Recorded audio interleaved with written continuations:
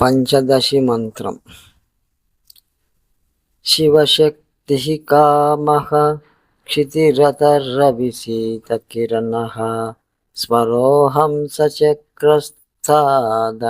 పరామారహరయః అమీహృలేఖా భాస్తి శృభి రవసానేషు ఘటితా భజంతే వర్ణాస్తే తవ జననీ నామావయవతాం.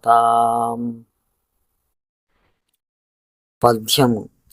షోడశాక్షరీ మంత్ర సంశోభితాంగి శివుడు శక్తియు కాముండు క్షితియు మరియు రవి శశీశ్వరహంసవాసవులు చివర పర్యు మారేడు హరియు దేవతల బీజవర్ణములు 12 కోనల క్రీం వర్ణములను 3 ఘటింప జగదేక మూలమైన త్రిపుర సుందరి నామాంక దివ్యమైన పంచదశి మహామంత్రమై వరలేనమ్మా.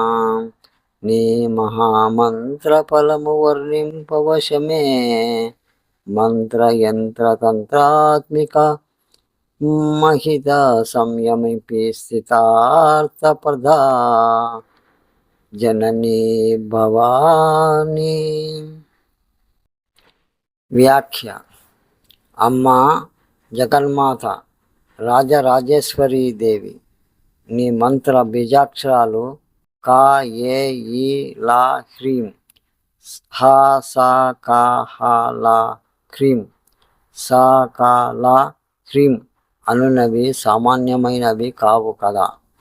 మున్ముందు శివుడి దైన కకారము, శక్తిదైన ఏకారము, కామునిదైన ఈకారము, క్షితిదైన లకారము, చివర హ్రీకారము మొదటి గుచ్చము, రవిదైన హకారము, చంద్రుని సకారము, స్వరుని కకారము, హంసుని హకారము, శక్రునిదైన లకారము, చివర హ్రీకారము రెండవ గుచ్చము, పరాదేవిదైన సకారము, మారుడిదైన కకారము, అరిదైన లకారము, చివర హ్రీకారము మూడవ గుచ్చము. ఈ 3 కలిసి పంచదశి వర్ణాత్మకమై నీ పేర త్రిపుర సుందరి మహామంత్రం అయింది తల్లి.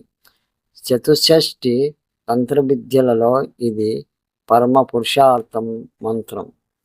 ఇది శివుడు ఉపదేశించిన మంత్రరాజ్యం.